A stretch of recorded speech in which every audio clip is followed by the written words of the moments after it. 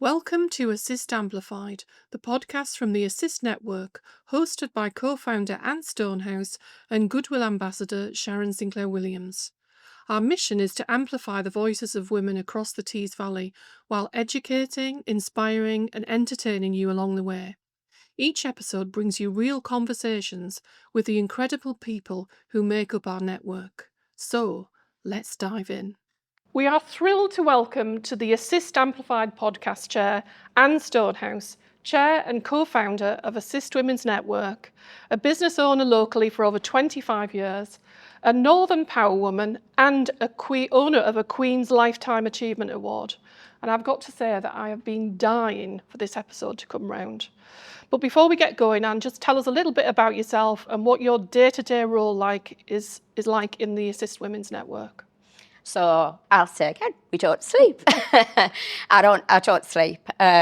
So I probably spend more time doing Assist than actually working, because I have downsized my business, so it gives me that luxury.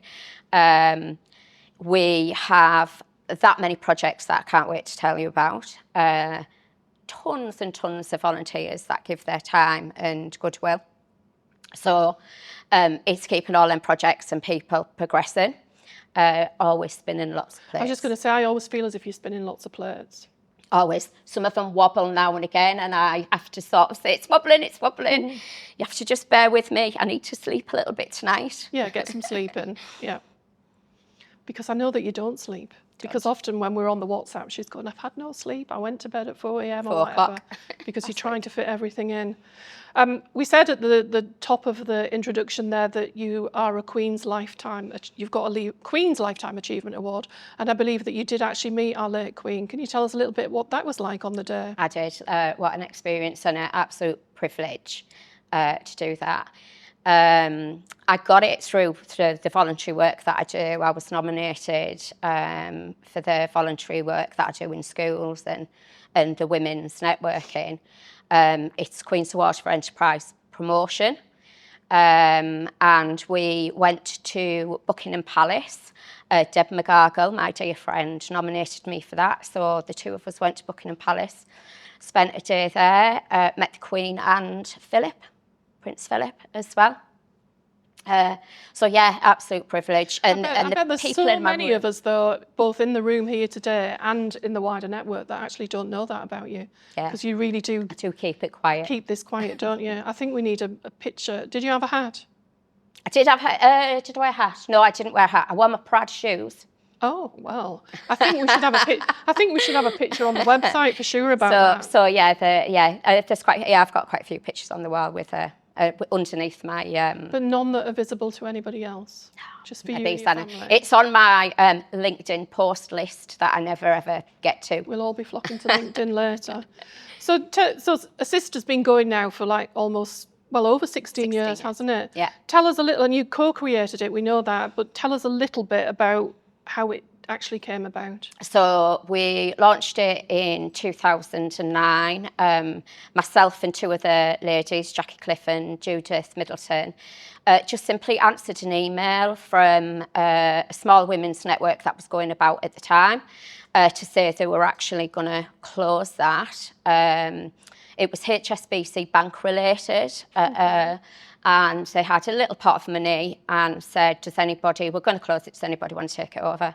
So the three of us did not know each other at the time. We answered that email, inherited a very small pot of money, created a constitution, and off we go.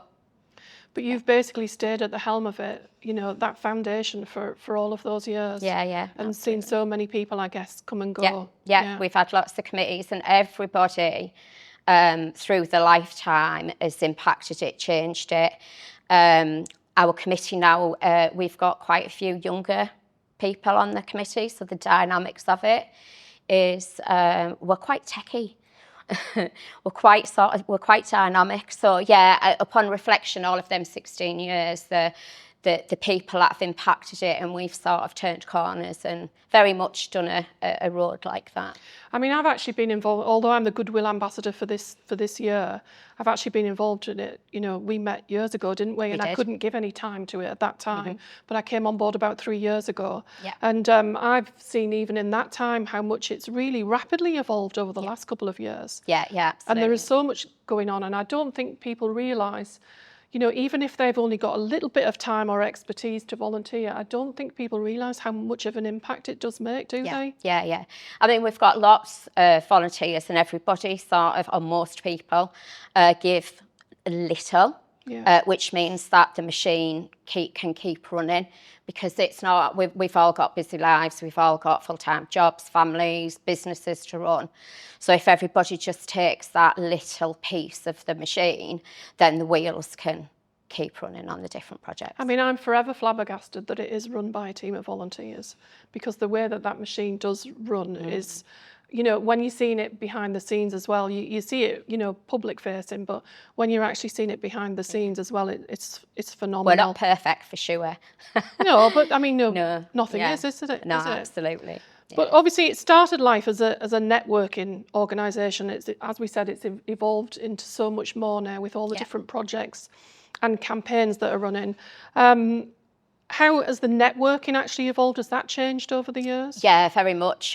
So I've been in business 25 years. When I went networking, there wasn't that many networking organisations, and there were the Service Network, the Chamber of Commerce, and them type of events that we were attending.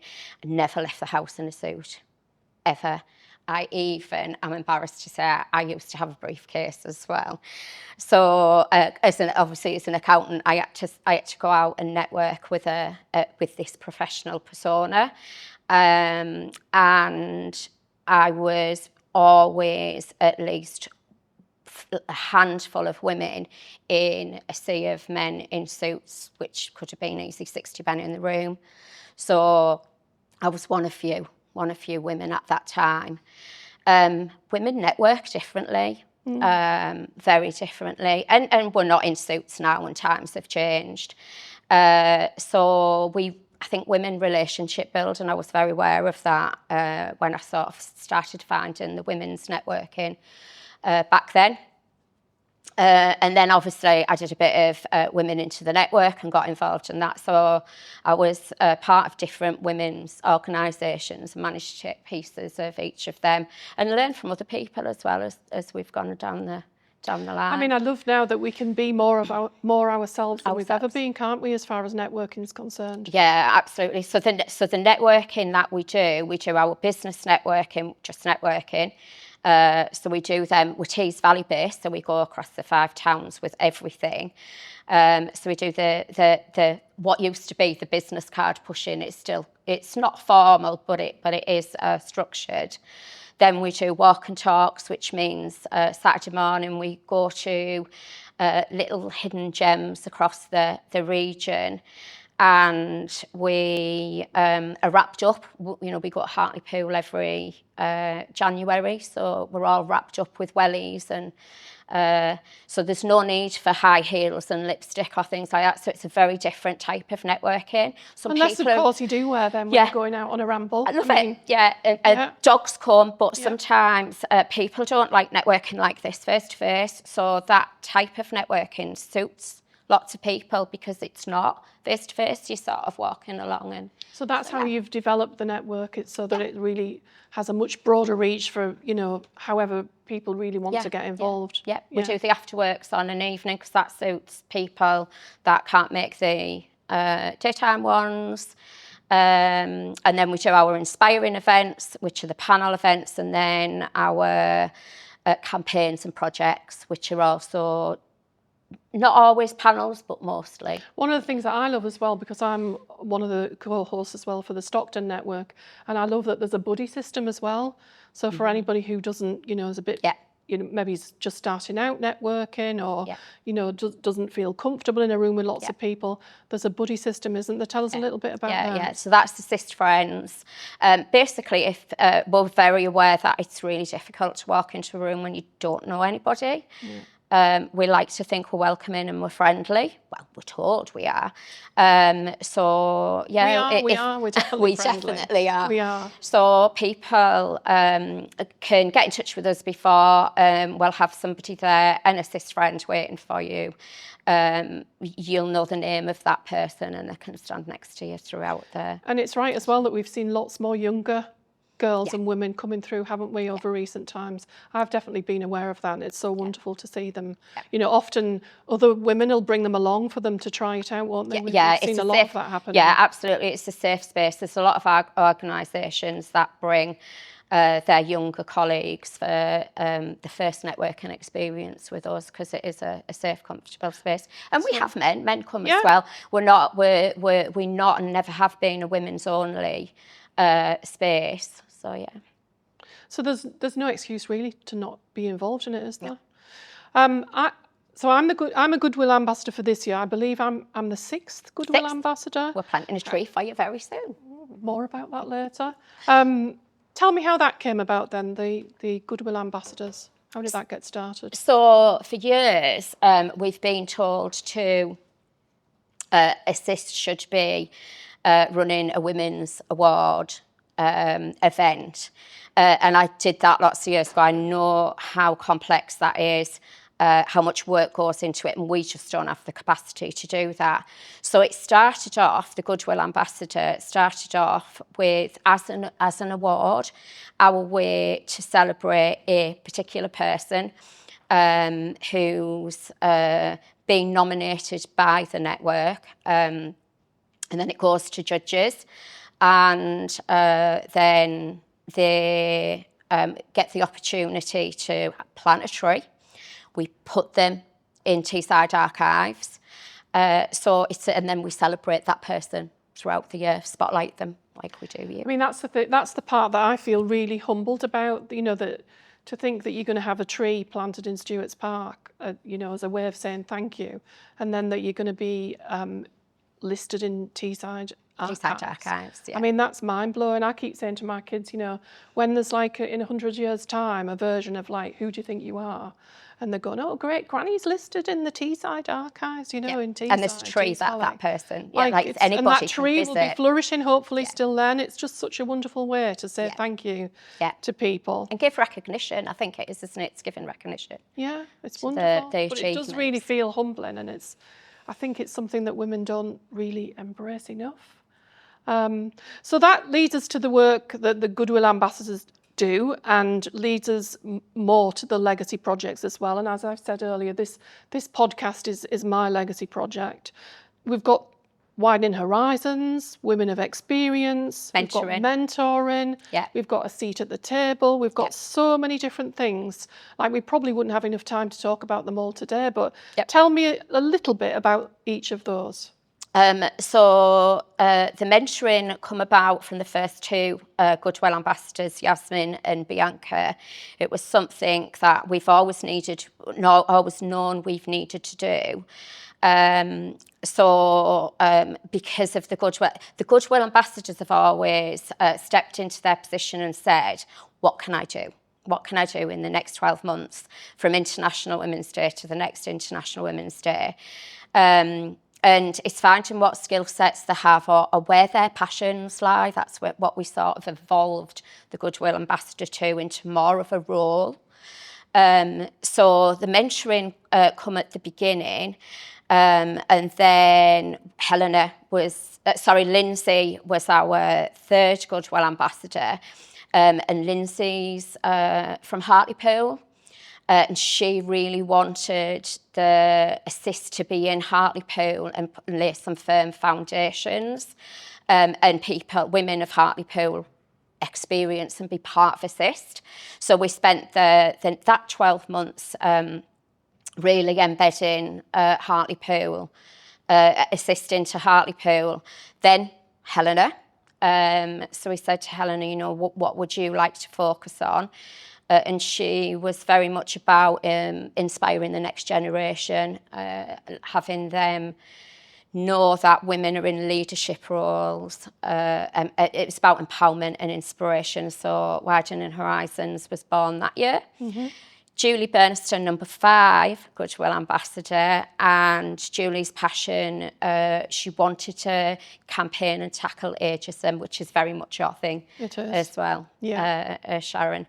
So, yes, so we've given focus to that, and we've run Women of Experience events over the last 2 years, discussing and seeing what changes we can make around ageism. And this podcast really has been about celebrating those wonderful women, hasn't it? And you know, how much they've inspired the network and the work that they've done. Yeah. I think my reason for choosing the podcast was because, as you said earlier, you are always, all of you, literally spinning lots of plates. And I felt as if, you know, people who were part of the network as well, but obviously people who might be thinking about joining the network, didn't really have an idea of just how much the breadth of things that, you know, the network was capable of, that it achieved and had going on now. And I thought, we don't want to publish something else on the website.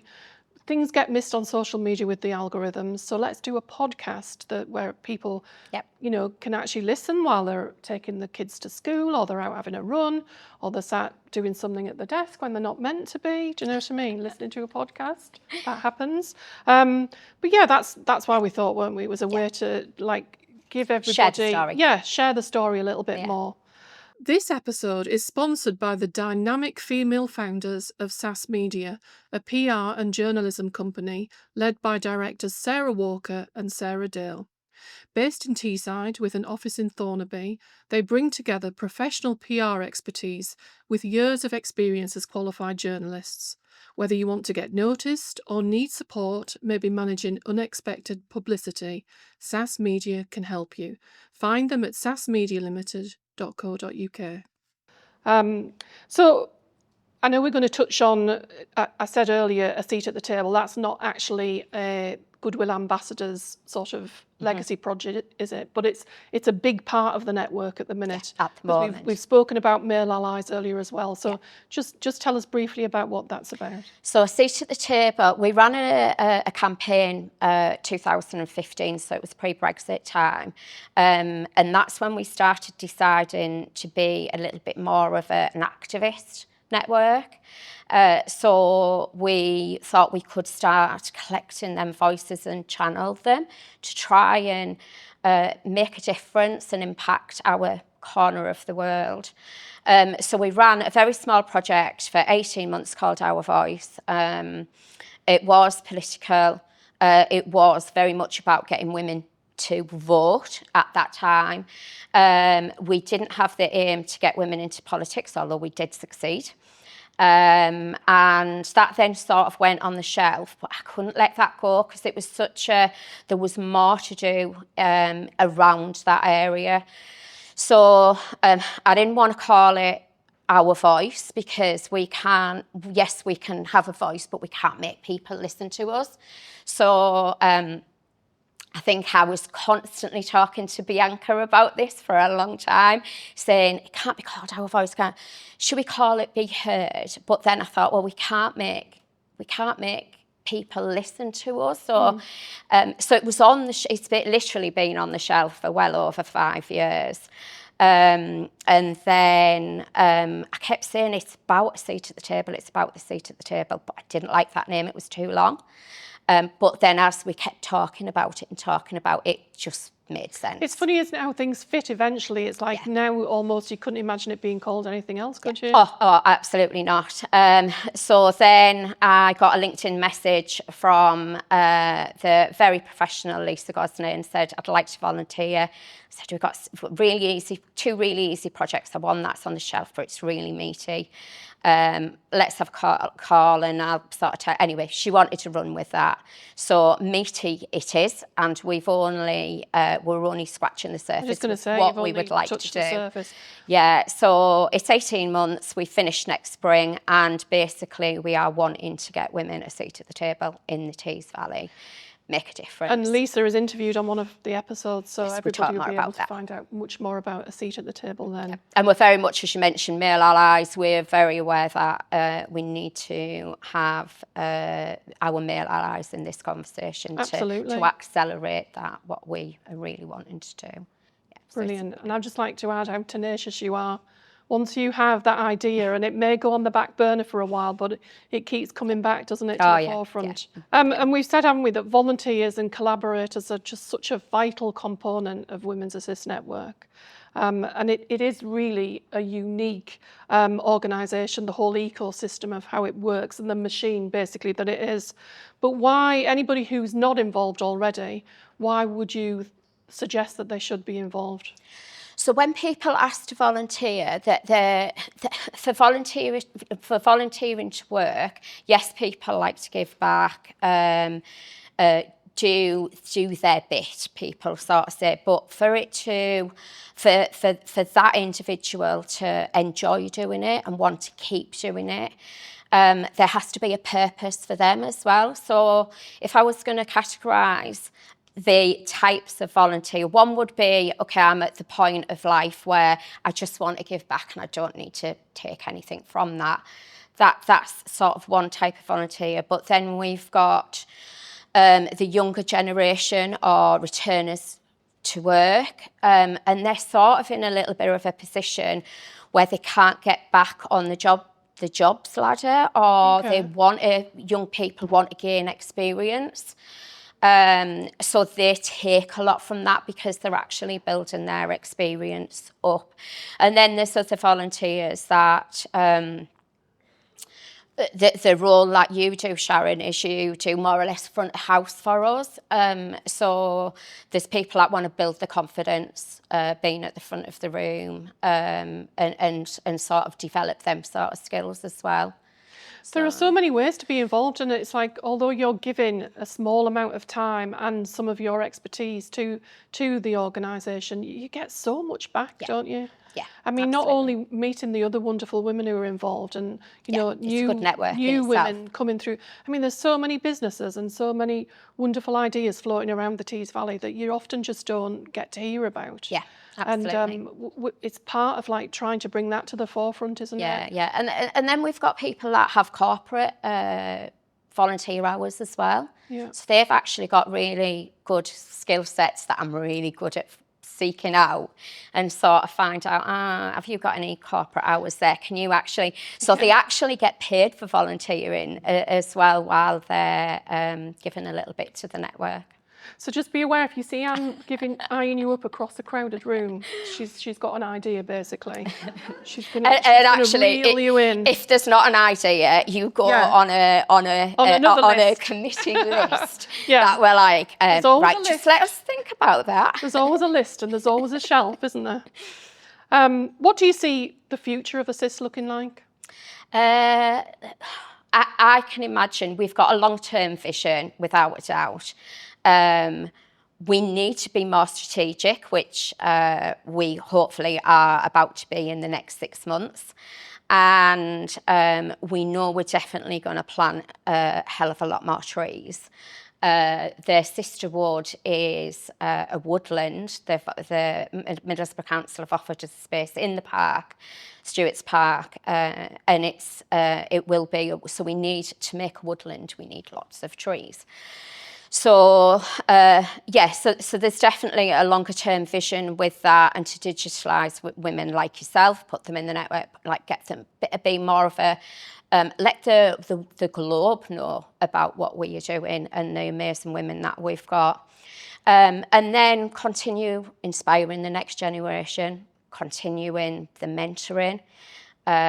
Which is, I love the idea of reverse mentoring. I think the younger generation have got skills that older women like myself don't like doing. We all need them, don't we? Yeah. So do the mentoring, inspire the next generation, keep the networking going, keep spotlighting women, and keep tackling and like the conversations that not are always out there. Some of the hard conversations, do you Yeah. think? The campaigns, just do our little bit, I think. Channel that collective voice. But hopefully you'll get some sleep. Yeah. That's the plan. More volunteers. We need more volunteers. We always need more volunteers. Tell me, obviously we said that you've been a constant in the network, right, since, you started up with the other two founders. What do you think's been the hardest thing of growing the network? Dare I say, it's actually not been hard. Yes, I think the volunteering brings up challenges because we all have other things to prioritise beyond that. So the structure is probably the only thing that's been difficult.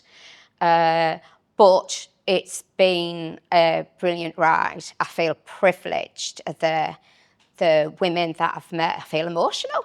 The women that I've met along the way, and I know, and I've made so many amazing friends. I can see the emotion there. I'm just trying to think of all the people, that I know now and I've met. So hard isn't the best way to describe it. We've had the odd little challenge here, and I think they'll always. There'll be more. We can't change that. We can't change that. The biggest challenge is the nature of volunteering, and that can't change, and we are a volunteering structure, so we just have to keep sort of making that a little bit more smoother.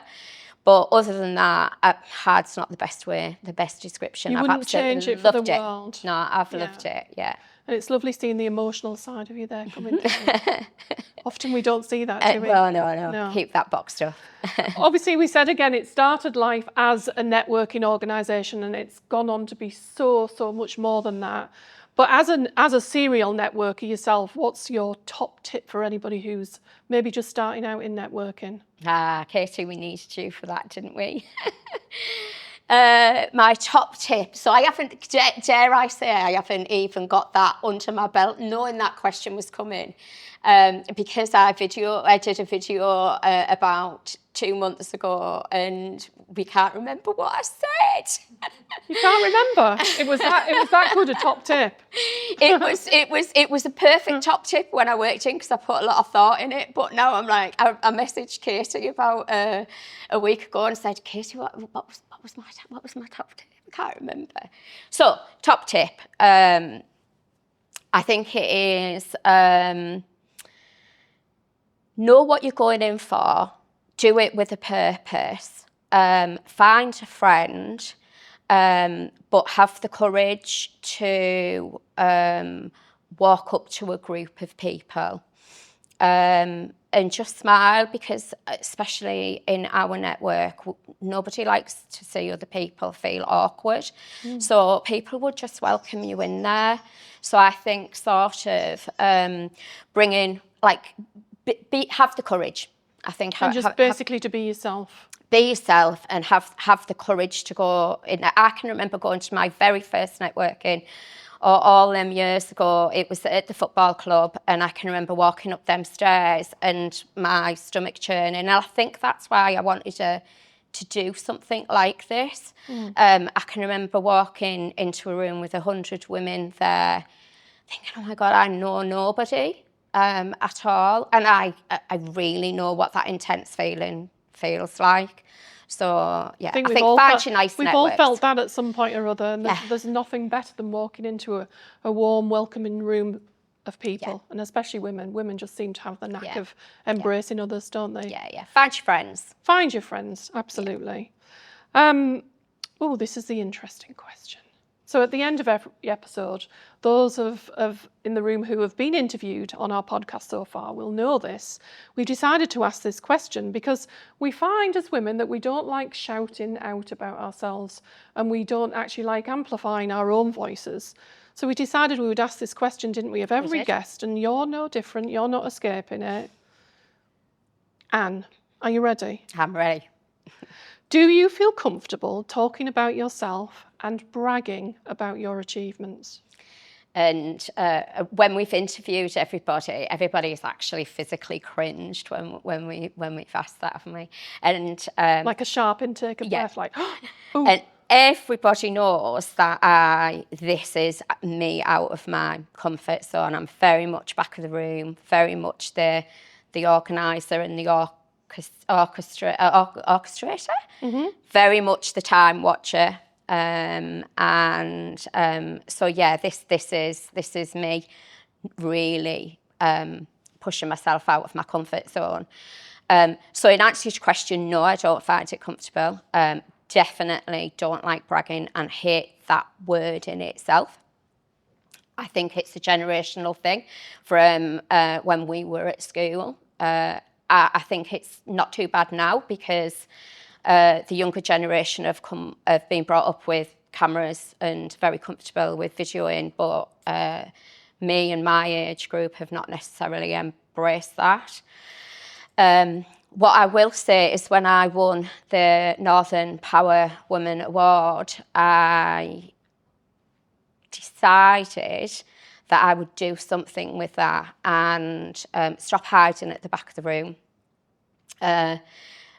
pushing lots of women off the cliff going, yes, get on a panel, you'll be fine, and actually sort of thinking, yeah, I can do that. We've decided now to grab hold of Anne and bring her off the cliff now as well, haven't we? I can, yeah, throw me off that cliff that I've done. Absolutely. And I think it's that word bragging. Yes, we'll all agree we probably don't like that word, but I do think we should all be shouting more about our achievements, because that's the only way that we do encourage other women to, to come along as well, isn't it? Yeah. So project visibility, this is project visibility.